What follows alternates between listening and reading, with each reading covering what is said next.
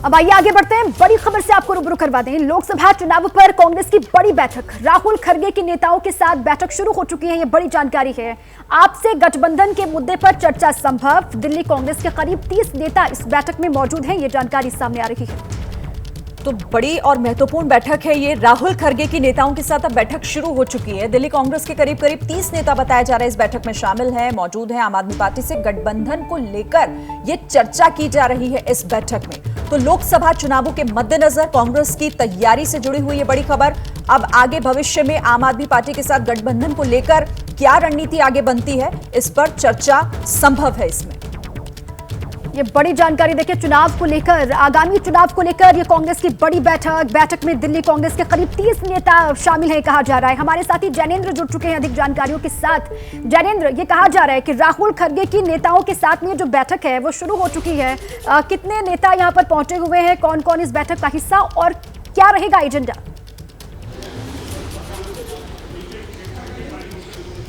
देखिए, कांग्रेस अध्यक्ष मल्लिकार्जुन खड़गे और पूर्व अध्यक्ष राहुल गांधी की तमाम प्रदेश के कांग्रेस नेताओं के साथ बैठक चल रही है लोकसभा चुनाव की तैयारियों के मद्देनजर। और उसी कड़ी में आज दिल्ली की बैठक है जिसमें दिल्ली प्रदेश के तमाम कांग्रेस के नेता, तकरीबन 30 नेता जो हैं वो बैठक में मौजूद हैं। अगर आप नामों की बात करें तो प्रदेश अध्यक्ष अनिल चौधरी, अजय माकन, अरविंदर सिंह लवली, संदीप दीक्षित, तमाम 30 के करीब में, जिसमें कई पूर्व विधायक हैं, पूर्व लोकसभा सांसद रहे हैं। ये तमाम लोग बैठक में मौजूद हैं और बैठक में चुनाव की तैयारी, जो लोकसभा चुनाव की तैयारी है उसके मद्देनजर यह बैठक है। और सबसे अहम बिंदु है गठबंधन। आम आदमी पार्टी के साथ कांग्रेस के गठबंधन के कयास लग रहे हैं। दिल्ली से लेकर पंजाब और चंडीगढ़ कुल मिलाकर के 21 सीटें हैं और इन 21 सीटों में दिल्ली में जो 7 सीटें हैं उनमें किस तरीके से गठबंधन करना चाहिए, किन किन सीटों पर करना चाहिए, इन तमाम बिंदुओं को लेकर के विचार होगा। एक जो फार्मूला उभर करके सामने आया है, हालांकि आधिकारिक नहीं है, 4 सीटें आम आदमी पार्टी लड़ सकती है, 3 सीटें कांग्रेस लड़ सकती है। वो 3 सीटें कौन कौन सी होंगी? क्या east Delhi, north east Delhi और चांदनी चौक होंगी,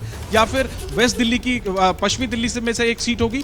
तो पहली बात कि क्या गठबंधन को लेकर के कोई बात तय होती है इस बैठक में, ये नजर होगी। और कौन कौन सी सीटों पर गठबंधन होगा इसको लेकर के नजर रहेगी। लेकिन सबसे दिलचस्प पहलू यह है कि दिल्ली कांग्रेस के ज्यादातर नेता, चाहे वो अजय माकन हो या फिर संदीप दीक्षित हो, ये सब लोग आम आदमी पार्टी से गठबंधन के खिलाफ हैं। कांग्रेस लीडरशिप चाहती है कि बीजेपी के खिलाफ जो राष्ट्रीय, हाल ही के दिनों में हमने देखा जब विपक्षी मोर्चा एक मंच पर जब आया, उस दौरान भी हमने टसल कांग्रेस और आम आदमी पार्टी के बीच देखी थी। आप कह रहे हैं कि एक बड़ा तबका दिल्ली कांग्रेस का जो है वो नाराज है, मतलब वो खिलाफ है इस गठबंधन के। तो फिर क्या माना जाए, रणनीति क्या हो सकती है आगे? आलाकमान कैसे मनाएगा फिर इन्हें? बिल्कुल, देखिए, कांग्रेस लीडरशिप ये चाहती है कि बीजेपी के खिलाफ 2024 लोकसभा चुनाव में पूरे देश भर में एक साझा उम्मीदवार देने की रणनीति बन रही है, वो रणनीति दिल्ली में भी कायम हो। दिल्ली में बीते 2 चुनावों से बीजेपी क्लीन स्वीप कर रही है, इस बार ऐसा ना हो पाए, इसलिए आम आदमी पार्टी और कांग्रेस को गठबंधन करना चाहिए, ये सोचना है कांग्रेस लीडरशिप का। लेकिन दिल्ली प्रदेश के जो नेता हैं उन्हें यह आशंका है कि एक बार जब कांग्रेस किसी राज्य में गठबंधन करती है तो फिर वो हमेशा के लिए पिछड़ जाती है, हमेशा के लिए उसका वोट बैंक शिफ्ट कर जाता है दूसरी पार्टी में। और यही संतुलन बिठाना कैसे बिठाती है कांग्रेस लीडरशिप, इसी बात पर नजरें रहेंगी। ये जो बैठक है ये अहम इसीलिए है कि जाहिर सी बात है, इस बैठक में दिल्ली कांग्रेस के नेता कहेंगे कि हमें गठबंधन नहीं करना है। कांग्रेस लीडरशिप क्या कहती है, कैसे कन्विंस करती है, इन चीजों पर नजर रहेगी। गठबंधन होना लगभग तय है, लेकिन वो फैसला जो है वो इतना आसान नहीं रहने वाला। और इसी बात पर जब बैठक खत्म होगी तब ये देखना होगा कि बैठक में क्या आगे अब देखना होगा जैनेंद्र की रणनीति क्या बनती है। क्या आप और कांग्रेस साथ आते हैं, क्या रणनीति बनेगी, उस पर लगातार हमारी नजर है। शुक्रिया आपका पूरी जानकारी के लिए। चलिए आगे बढ़ते हैं और एक और बड़ी खबर अपने दर्शकों को दे दें। बीजेपी केंद्रीय चुनाव समिति की भी आज दिल्ली में बैठक होने वाली है और इस पर भी सबकी निगाहें टिकी हुई हैं। ये बैठक दिल्ली में बीजेपी मुख्यालय में होगी। इस मीटिंग का फोकस इसमें जो होगा वो मध्य प्रदेश और छत्तीसगढ़ का विधानसभा चुनाव है। इसमें मध्य प्रदेश और छत्तीसगढ़ की उन सीटों पर चर्चा होगी जो बीजेपी के सर्वे रिपोर्ट में डी ग्रेड में शामिल है, यानी जहां पार्टी सबसे ज्यादा कमजोर दिखाई दे रही है वहां क्या रणनीति बनानी चाहिए, इस पर मंथन होगा। तो देखिए, इसके साथ ही जिन सीटों पर पिछले चुनाव में हार मिली थी या फिर जिन सीटों पर भाजपा कभी जीत नहीं पाई, उन सीटों पर खास फोकस है। और केंद्रीय चुनाव समिति की इस बैठक में कहा यह जा रहा है पार्टी के दिग्गज इस पर मंथन करने वाले हैं। ऐसी सीटों को लेकर पार्टी विशेष रणनीति बना रही है जहां पर पिछली बार जीत नहीं पाई बीजेपी या फिर जहां पर अभी तक जीत हासिल नहीं हो पाई है। अब वहां पर मंथन किया जाएगा, वजह क्या है इसको जानने की कोशिश होगी और एक तरीके से फीडबैक भी लिया जाएगा आगामी चुनाव को लेकर क्या तैयारी है अलग अलग राज्यों में। दिल्ली में बीजेपी मुख्यालय में यह बैठक होने वाली है, बड़ी जानकारी। और देखिए, इस बैठक में मंथन, चुनावों को लेकर मध्य प्रदेश, छत्तीसगढ़ और राजस्थान, 5 राज्यों में विधानसभा के चुनाव, इसको लेकर चर्चा। बिल्कुल, तो यानी कि कमजोर कड़ी कैसे मजबूत की जाए, इस पर चर्चा और मंथन किया जाएगा। हमारे साथ कई सहयोगी जुड़ रहे हैं। नीरज पांडे दिल्ली से हमारे साथ हैं, ज्ञानेंद्र तिवारी छत्तीसगढ़ के बारे में हमें जानकारी देंगे, ब्रजेश राजपूत मध्य प्रदेश की स्थिति बताएंगे और मनीष शर्मा हमारे साथ राजस्थान के जानकारी फिलहाल देंगे। सबसे पहले मैं नीरज आपका रुख कर लेती हूँ, क्योंकि केंद्रीय चुनाव समिति की बैठक, क्या कुछ तय होना है, कौन कौन शामिल हो रहा है, क्या डिटेल्स है हमारे पास? और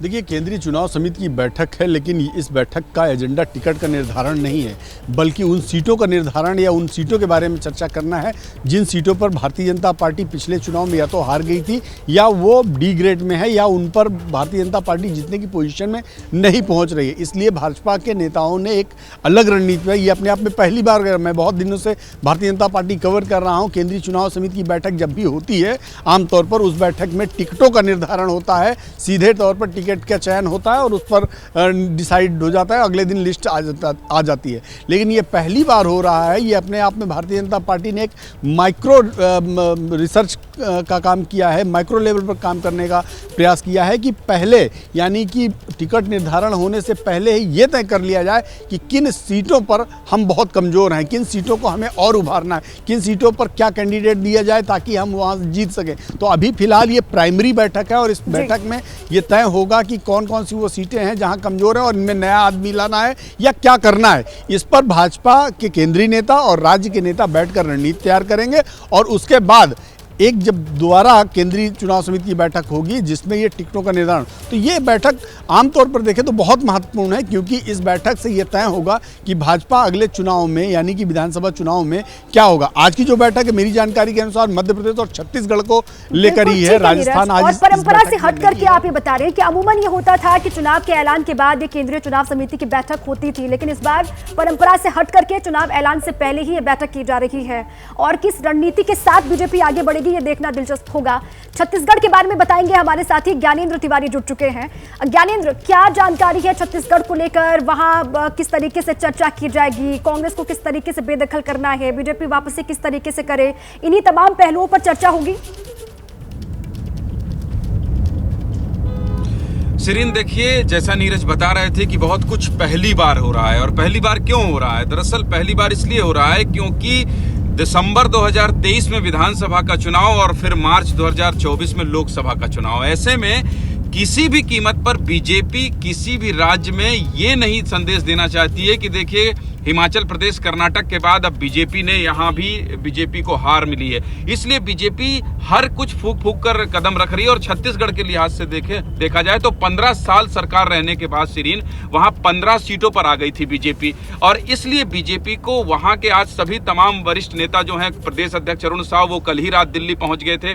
रमन सिंह हैं, पवन साय हैं, संगठन मंत्री, इसके अलावा नेता प्रतिपक्ष नारायण चंदेल हैं, अजय जामवाल हैं, ये सभी लोग पहुंचे हैं अभी दिल्ली। और दिल्ली में जो है शाम को बैठक होगी। इसके बाद ये तय होगा कि भूपेश बघेल को, जो लगातार ब्रांड भूपेश, छत्तीसगढ़ियावाद पर राजनीति और सियासत करने में माहिर हैं और एक अलग तरह का माहौल बनाया है उन्होंने प्रदेश में छत्तीसगढ़ियावाद की राजनीति को लेकर, तो निश्चित तौर पर जो हारे हुए कैंडिडेट हैं, बीजेपी में ये भी चर्चा थी सिरीन की जो पुराने लोग हैं उनको टिकट बिल्कुल नहीं दिया जाएगा। लेकिन पिछले कुछ दिनों में ये देखा गया कि पुराने लोगों को ऐसे दरकिनार नहीं किया जा सकता और बिना उनके चुनावी मैदान में नहीं जाया जा सकता।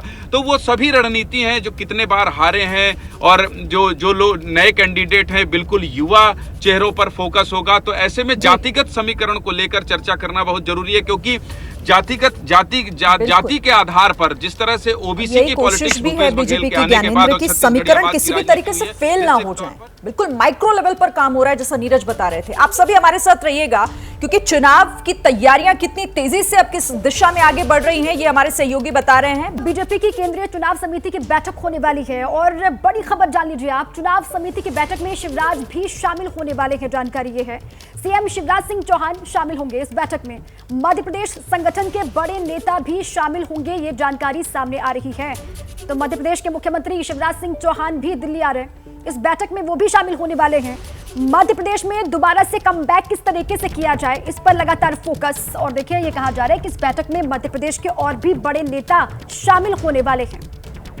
और हमारे सहयोगी लगातार इस बड़ी खबर पर नजर बनाए हुए हैं। आप सीधा रुख करते हैं और लिए चलते हैं आपको मध्य प्रदेश। ब्रजेश राजपूत वहां से हमें जानकारी देंगे। ब्रजेश, मध्य प्रदेश में तो इस बार देखिए पूरी जो यहां पर फाइट है वो देने की कोशिश है कांग्रेस की तरफ से। पहले हिंदुत्व का मुद्दा और उसके बाद अब भ्रष्टाचार कमीशन खोरी। क्या वहां से जानकारी? खुद शिवराज सिंह चौहान भी बैठक में शामिल होने के लिए पहुंच रहे हैं। जी, शिवराज सिंह चौहान और प्रदेश के बीजेपी के अध्यक्ष वी.डी. शर्मा थोड़ी देर बाद ही यहाँ से रवाना होने वाले हैं दिल्ली के लिए। और आज की जो बैठक है वो इस मायने में महत्वपूर्ण है क्योंकि जब से अमित शाह ने मध्य प्रदेश में बीजेपी के चुनाव की कमान संभाली है तब से माइक्रो लेवल पर बहुत सारा काम हो रहा है। वो हर मीटिंग में टास्क देते हैं और कुछ दिनों बाद उसका रिव्यू करते हैं। तो आज भी उन्होंने इन तमाम नेताओं को बुलाया है। और एक सबसे खास बात वो है कि बीजेपी ने जो 103 सीटें हैं जो पिछले चुनाव में हारी थी उनको आकांक्षी सीटें नाम दिया। आकांक्षी सीटें यानी उनकी आकांक्षा है, उनको दोबारा जीतना है।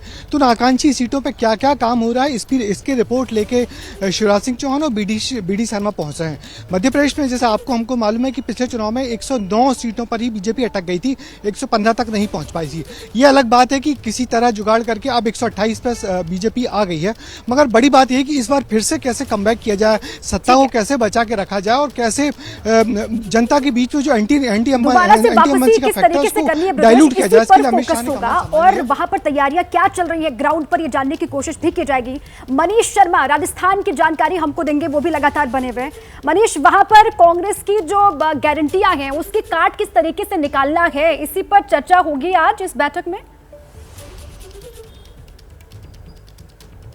निश्चित तौर पर राजस्थान सबसे बड़ा कांटा कहा जा सकता है बीजेपी के लिए, क्योंकि देश का सबसे बड़ा ऐसा राज्य है जहां पर कांग्रेस सत्ता में है। और मुख्यमंत्री अशोक गहलोत ने एक के बाद एक जो ताबड़तोड़ घोषणाएं की हैं उससे जनमानस में अशोक गहलोत और कांग्रेस के प्रति जिस प्रकार की लहर बनती दिख रही है, इस लहर की काट कैसे की जाए। क्योंकि मुख्यमंत्री अशोक गहलोत ने खजाना मानो खोल दिया है और साथ में ये प्रचार भी शुरू किया है कि अगर हमारी सरकार गई तो ये तमाम योजनाओं को बीजेपी सरकार बंद कर देगी। जनमानस में एक मनोवैज्ञानिक दबाव बनाने की तैयारी। ऊपर से कांग्रेस ने यह घोषणा की है कि सितंबर तक सभी 200 सीटों के प्रत्याशी तय कर दिए जाएंगे। ऐसे में बीजेपी के लिए अब सबसे बड़ी चुनौती है और इन्हीं चुनौतियों को कैसे पार करना है, यही मंथन आज इस बैठक में हो रहा है। होगा आगे जब ये मीटिंग शुरू हो जाएगी। तो बहुत शुक्रिया आप सभी का हमारे साथ जुड़ने के लिए, बातचीत के लिए नजर बनाकर रखिएगा। बाकी बढ़ते हैं और बात कयामत 8 अगस्त की। हिमाचल पर अगले 24 घंटे बहुत भारी है क्योंकि मौसम विभाग ने वहां बहुत भारी बारिश का अलर्ट जारी किया है। और अगर पहाड़ों पर मौसम को लेकर यह अनुमान सच हुआ तो यकीन मानिए तबाही और भी ज्यादा खौफनाक हो सकती है। बिल्कुल, और इसे देखकर आपकी रूह कांप जाएगी। हिमाचल में तबाही रुकने का नाम नहीं ले रही है। देवभूमि में मानसून की विनाश लीला जारी है। बिल्कुल, और हर गुजरते पल के साथ हालात और भी विकट होते जा रहे हैं। इंसानी बस्तियों में चट्टानी व हमले की तस्वीरें लगातार सामने आ रही हैं, जिनमें चंद सेकंड में देखते ही देखते इमारतें या तो ताश के पत्ते की तरह ढह रही हैं या फिर मलबे में दफन होती जा रही हैं।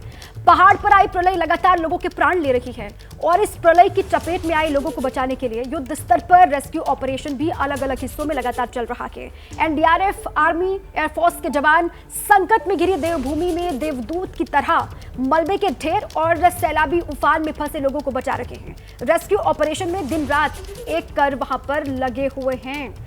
और देखिए, अलग अलग हिस्सों से हमारे साथी भी हमारे साथ जुड़े हुए हैं, उनके पास चलते हैं और अपडेट लेते हैं। बिल्कुल, शिमला से असीम बस्सी हमारे साथ सीधा जुड़ रहे हैं। सबसे पहले असीम का ही रुख कर लेते हैं। असीम, लगातार यहाँ कुदरत लोगों पर कहर बरपा रही है। अभी ताजा हालात क्या हैं, किस तरीके से रेस्क्यू ऑपरेशन चलाए जा रहे हैं?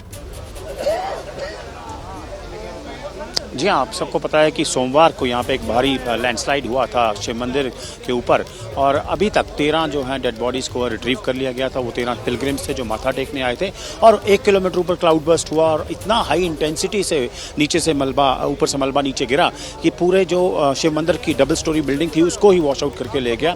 13 बॉडीज़ रिट्रीव हुई हैं, लेकिन जो इनका मानना था कि 9-10 लोग अंदर शायद और ट्रैप हो सकते हैं। सो रेस्क्यू ऑपरेशन आप देख सकते हैं कि मेरे पीछे बड़ा फुल स्विंग पे चल रहा है, जहाँ पे जेसीपी मशीन्स का यूटिलाइज किया जा रहा है। यहाँ पे एनडीआरएफ के जवान हैं, आर्मी के जवान हैं, एसडीआरएफ है, लोकल एडमिनिस्ट्रेशन है। सो ये जो सामने कैमरा में आप देख सकते हैं ये वही स्पॉट है।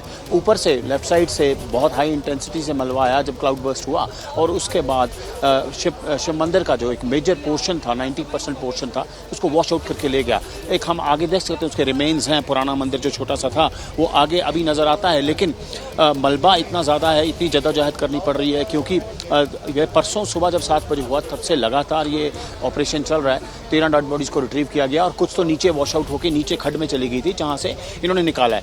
एक बात बड़ी इंपॉर्टेंट है कि एनडीआरएफ, इंडियन आर्मी, ये सब ने बहुत ज़्यादा मेहनत की है और यही कारण है कि लोकल पॉपुलेशन का इतना ज़्यादा सपोर्ट मिला है और ये ऑपरेशन चल रहा है। वेदर जो है वो बड़ा इंक्रीमेंट है। आज फॉर्चुनेटली कोई बारिश नहीं है, लेकिन कल शाम को भी शिमला में कृष्णानगर में एक लैंडस्लाइड की वजह से कोलैप्स हुआ था जिसमें 2 कैजुअलिटीज़ हुई। हमने चीफ मिनिस्टर से भी बात की थी कि 2 दिन में अराउंड 60 डेथ्स हुई 2 दिन में, which is a heavy casualty. और यहाँ पे भी जो एक मैसिव कैजुअलिटी हुई थी। जो हमारे साथ हैं एनडीआरएफ के डिप्टी कमांडेंट है मिस्टर राजपूत, हम बात करेंगे उनसे ऑपरेशन जो चल रहा है। सर, एबीपी न्यूज़ पर आप लाइव हैं, अभी जो चल रहा है सर्च ऑपरेशन कहाँ तक पहुँचा है, कितनी डेड बॉडीज रिट्रीव हुई हैं, क्या उसका पेस चल रहा है?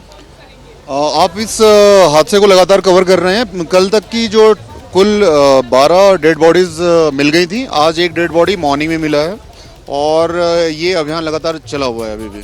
चूँकि फैलाव बहुत ज़्यादा है और जो हादसा मंदिर में हुआ उसकी जो डेब्रीज हैं वो करीब करीब 1.5 किलोमीटर नीचे तक गई हुई हैं और लेफ्ट राइट भी बिखरा हुआ है। ऊपर से लॉक्स बहुत आए हैं, पेड़ों का मलबा आया हुआ है, तो इसकी वजह से टाइम लग रहा है इसमें। एस्टिमेटेड टाइम है रेस्क्यू ऑपरेशन में अभी क्योंकि लोकल जो लिस्ट मिली थी वो कह रहे हैं अभी 9-10 लोग अंदर ट्रैप हो सकते हैं या वॉश आउट हुए हैं। एनी एस्टिमेट या और आप रिसोर्सेज ले रहे हैं कि ताकि रेस्क्यू ऑपरेशन और पेस अप किया जाए? इसमें ऑपरेशन क्लोज करने का एस्टिमेशन बहुत ही मुश्किल है कह पाना। कारण ये है कि जैसा कि मैंने बताया कि एरिया काफ़ी लंबा चौड़ा है और डेब्रीज बहुत ज़्यादा है, लॉक्स बहुत हैं, तो इसमें वक्त लगेगा, लाजमी है। और लोगों की संख्या चूँकि 21 थी और अभी तक 13 ही डेड बॉडी मिला है, तो जब तक 21 लोगों की प्राप्ति नहीं होती तब तक ये ऑपरेशन हम कोशिश करेंगे चलाने की। ठीक है, सो आप देख सकते हैं किस तरह की 21 लोगों की 21 लोग जिस वक्त ये हादसा हुआ उस वक्त मंदिर में मौजूद थे। 13 शव निकाल लिए गए हैं जो अभी भी लापता के, उनको खोजने के लिए रेस्क्यू ऑपरेशन वहां पर चल रहा है। आपसे आगे भी अपडेट हम लेंगे, लेकिन सचिन जुड़ चुके हैं मंडी से। सचिन, वहां से क्या जानकारी है? और थोड़ी सी राहत वाली बात, असीम ये बता रहे थे कि आज बारिश कम से कम वहां पर नहीं हुई है, तो रेस्क्यू ऑपरेशन जो अलग अलग हिस्सों में चल रहा है उसमें थोड़ी सी राहत वाली बात है। सचिन जी देखिए, मंडी में भी बारिश नहीं हो रही है आज, पर दिक्कत ये है कि मंडी से कुल्लू को जो जाने वाला रास्ता है वो पूरी तरह बंद है। नेशनल हाईवे पे जो है जगह जगह लैंडस्लाइड्स हैं, पूरे के पूरे पहाड़ जो हैं सड़क पे नेशनल हाईवे 21 पे गिर चुके हैं। पर इस वक्त हम जिस गांव में हैं, शिलाकीपर गांव है, यहाँ भी सोमवार सुबह जो है बादल फटने की वजह से जो तबाही हुई है वो मंजर हम आपको दिखा रहे हैं। सोमवार सुबह तकरीबन 5 बजे ये बादल फटा था और आप देख सकते हैं मिट्टी ही मिट्टी है, स्लश है, बिल्कुल कीचड़ है और इसके ठीक नीचे जो है शिलाकीपर गांव के घर हैं। यहाँ नाला आ रहा है, आप देख सकते हैं चारों तरफ मिट्टी ही मिट्टी है। ये बिल्कुल जब बादल फटा था सोमवार सुबह 5 बजे तब ये सारी मिट्टी जो है आई है और नीचे जो है घर आप देख सकते हैं, नीचे घरों की दीवारों के साथ मिट्टी जो है ये रुक गई है। गनीमत है कि इस जो बादल फटने की घटना है इसमें किसी को कोई नुकसान नहीं हुआ, कोई इंजरी नहीं हुई, पर खतरनाक ये कितना था, पूरी की पूरी पहाड़ी से मिट्टी जो है दरक के इन घरों के ऊपर गिर गई है। और ये घर जो हैं जहां से मंडी से कुल्लू के लिए सड़क जो है नेशनल हाईवे 21 शुरू होता है, वहां पे ये गांव जो है ऊपर पहाड़ी पर है। तो अंदाज़ा हम इन लोगों के जीवन का लगा सकते हैं कि ये लोग किस दिक्कत से, किस परेशानी से, किस मुसीबत से ये लोग जूझ रहे हैं, किस परिस्थिति में ये लोग रह रहे हैं, क्योंकि सारी की सारी मिट्टी जो है पहाड़ी पर से बादल फटने के बाद जो है इन लोगों के घर की दीवार जो है दीवारों के साथ आके जो है रुक गई है। तो कमोवेश ऐसे जो सीन्स हैं हिमाचल में वो बहुत ज़्यादा हैं। गाँवों में जगह जगह बादल फटे हैं। ये शिलाकीपर गांव है मंडी ज़िले में, पर ऐसे जो दृश्य हैं वो बहुत ज़्यादा हैं हिमाचल में। इस बार जो घटनाएं जो हैं बादल फटने की हो रही हैं और साथ ही साथ किस तरीके से लोगों के लिए परेशानियां वहां पर पैदा कर दी हैं, दिक्कतों का सामना करने को मजबूर हैं, क्योंकि दूसरा कोई चारा उनके पास अब है नहीं। आप लोग बने रहिए हमारे साथ, फिर से आपके पास लौटेंगे। तो देखिए, हम हिमाचल की तस्वीरें अपने सहयोगियों के जरिए दिखा रहे हैं कि किस तरह से ग्राउंड पर रेस्क्यू ऑपरेशन चलाए जा रहे हैं। हिमाचल के मंडी के सरका घाट की तस्वीरें आपको दिखाते हैं, जहां एक मकान ताश के पत्तों की तरह ढह गया। तस्वीरें देखिए आपके सामने हैं, किस तरह से यहाँ पर अब रेस्क्यू ऑपरेशन चलाया जा रहा है। इंडियन एयरफोर्स का आप देख रहे हैं रेस्क्यू यहाँ पर जारी है और बताया जा रहा है कि यहाँ पर सरका घाटी हिस्सा है मंडी का, जहां एक मकान ढह गया था और उसके बाद यहाँ ये देखिए तस्वीर आपके सामने, ये मकान पूरी तरीके से जमींदोज हो गया। और ऐसी तस्वीरें अब ऐसा लग रहा है हिमाचल और उत्तराखंड से ऐसे आम हो गई हो। लगातार मानसून की बारिश लोगों को रुला रही है, वहां पर घर, मकान, सड़कें सब कुछ तबाह हो रही है। ये तस्वीर आपके सामने हिमाचल भारी बारिश से हो रही तबाही से इस वक्त दो चार हो रहा है। ये मंडी की तस्वीर आप देख रहे हैं, सरका घाट, जहां पर एक मकान, यहाँ पर कहा यह जा रहा है कि कुछ दिन तक पहले तक लोग रह रहे थे। अचानक से बारिश और बारिश के बाद लोग यहाँ से, हालांकि गनीमत वाली बात कि पहले ही जा चुके थे, और उसके बाद इस तरीके से घर ताश के पत्तों की तरह ढह गया। शिमला कालका हेरिटेज रेल ट्रैक टूटा गया। लैंडस्लाइड होने की वजह से टूटा पूरा का पूरा रेल ट्रैक आपको दिखाते हैं। सोमवार को समर हिल में लैंडस्लाइड, और लगातार आप देख रहे हैं किस तरीके से बारिश, और उसके बाद ये जानकारी सामने आ रही है कि लैंडस्लाइड होने की वजह से रेल ट्रैक यहाँ पर टूटा। ये देखिए आप, जो ट्रैक के नीचे की मिट्टी वो भी पूरी की पूरी साफ हो चुकी है। शिमला कालका हेरिटेज रेल ट्रैक की तस्वीर देख रहे हैं, पूरा ट्रैक टूटा हुआ है। लगातार बारिश और लैंडस्लाइड की वजह से हिमाचल में त्राहिमा, और ये शिमला की तस्वीर आप देख रहे हैं। हिमाचल में इस मानसून सीजन में इतना बुरा हाल है कि इंफ्रास्ट्रक्चर लॉस भी हुआ, ह्यूमन लॉस भी हुआ, और शिमला में खास करके इतनी ज़्यादा लैंडस्लाइड्स हुई कि घर से लेके इंफ्रास्ट्रक्चर से लेके रेल लाइन सबको तबाह कर दिया है। यहाँ मैं खड़ा हूँ, मेरे पीछे आप देख सकते हैं ये वही हेरिटेज रेल ट्रैक है, शिमला कालका रेल ट्रैक। मेरे पीछे जो ट्रैक आ रहा है उस तरफ शिमला है और मेरी सामने की तरफ कालका है, लेकिन डिवास्टेशन इतना हुआ है, आप देख सकते हैं कि किस तरह ये पूरा रेल ट्रैक हैंग कर गया है। हाँ, ये हैंग कर गया है रेल ट्रैक क्योंकि बिल्कुल नीचे से लैंडस्लाइड हो गया है। आपको याद होगा जो सोमवार को लैंडस्लाइड हुआ शिव मंदिर के ऊपर, और पीछे से आया वो, और वही कारण है, इतना फोर्स था, ये रेल ट्रैक उसके शिव मंदिर से थोड़ा सा ऊपर से गुजरता था और नीचे से उसकी पूरी ज़मीन निकल गई है। एक पुल था इसके ऊपर, इस रेल ट्रैक के नीचे, वो निकल गया है, और ये रेल ट्रैक जो है अब बिल्कुल बुरी तरह हैंग कर गया है। और इसकी रेस्टोरेशन के लिए अभी तो कुछ नहीं हो रहा है क्योंकि अभी टाइम लगेगा। बहुत अभी ह्यूमन जो लॉस हुआ है वो संभालने में सरकार लगी है। लेकिन ये आप देख सकते हैं कैमरा में, अब तस्वीर दोबारा ऊपर से आप देख सकते हैं कि जिस तरह वो एडवांस स्टडीज सेंटर है वहाँ से क्लाउड बर्स्ट ऊपर हुआ, वहाँ से लैंडस्लाइड होता हुआ नीचे आया, पूरा पहाड़ जो है खाली कर दिया। उसके बाद उस रेल ट्रैक को हिट किया, और रेल ट्रैक को हिट करने के बाद नीचे शिव मंदिर पे चला गया, जहाँ हमने आपको दिखा रहे हैं, एबीपी न्यूज़ लगातार की चल रहा है वहाँ पे जो है रेस्क्यू ऑपरेशन। लेकिन ये हेरिटेज रेल ट्रैक है, शिमला के कालका जो रेल सर्विस है वो बंद है, अब काफ़ी दिनों के लिए बंद रहेगी जब तक ये रेस्टोरेशन नहीं हुई। लेकिन ये एक डिवास्टेशन का, एक जो वेदर से डिवास्टेशन हुआ है उसकी एक तस्वीर है कि क्या हालात बने हैं। नीचे आप देख सकते हैं कि रेस्क्यू ऑपरेशन चल रहा है, और रेल ट्रैक के नीचे से जब ये लैंडस्लाइड हुआ और वो सारा लैंडस्लाइड जाके गिरा शिव मंदिर के ऊपर, और नीचे वो चल रहा है, रेस्टोरेशन वर्क चल रहा है कि किस तरह रेस्क्यू किया जाए लोगों को। और इम्पॉर्टेंट यही है कि जो कल हमने चीफ मिनिस्टर से भी बात की थी, हाँ कि ह्यूमन लॉस तो हुआ है, लगभग 300 लोगों का ह्यूमन लॉस हुआ है, लेकिन ओवरऑल जो इस साल में 300 से लोगों की मौत हो गई है, पिछले 2 दिन में 60 लोग मर गए हैं। सो ह्यूमन लॉस के साथ साथ इंफ्रास्ट्रक्चर लॉस भी हुआ है। कैमरा पर्सन मेहरबान के साथ असीम बसी, एबीपी न्यूज़, शिमला। तो हिमाचल में जहां तहां तबाही के मंजर बिखरे हुए हैं, और हिमाचल में बर्बादी पर सीएम सुक्खू का बयान सामने आया है। उन्होंने कहा है कि हालात पर नजर बनाई हुई है, 10,000 करोड़ से ज्यादा का नुकसान अब तक हो चुका है। हिमाचल में जिस तरीके से जगह जगह लैंडस्लाइड, भारी बारिश, जिसका नुकसान बता रहे हैं 10,000 करोड़ से ज्यादा का अब तक हो चुका है। मैं कांगड़ा जा रहा हूँ, और कांगड़ा में पोंग डैम से जो पानी छोड़ा है उसमें कल शाम तक हमने 650 लोगों को इवैक्यूएट कर लिया था। अब ये देख रहे हैं कि अब कितने लोगों को और रेस्क्यू करना है। कल रात से हमारे वहाँ लोकल लोग भी थे, डीसी भी था, सब लोग थे। तो अभी कोई 100 के करीब लोग फंसे हैं जो सुरक्षित है। तो अभी सारी चीज़ों को देखते हुए यही कह सकता हूँ कि नुकसान का आंकड़ा 10,000 करोड़ के करीब है। पत्रकारिता कोई इमोशन नहीं है, ना अपना कोई ज्ञान देना है और ना कोई विचार थोपना है। पत्रकारिता क्या है? पत्रकारिता का मतलब है सही जानकारी इकट्ठा करना और तथ्य बताना। पत्रकारिता आज जितने महत्वपूर्ण दौर में है, शायद पहले नहीं थी। इस दौर से निकलने के लिए सिर्फ सच दिखाने की जरूरत है, वो सच जो आपके हित को आगे रखे। इसलिए अब रात 9 बजे प्राइम टाइम नहीं होगा, ये आपका टाइम है। जगविंदर पटियाल के साथ देखिए पब्लिक इंटरेस्ट सोमवार से शुक्रवार रात 9 बजे सिर्फ एबीपी न्यूज पर। एबीपी न्यूज आपको रखे आगे।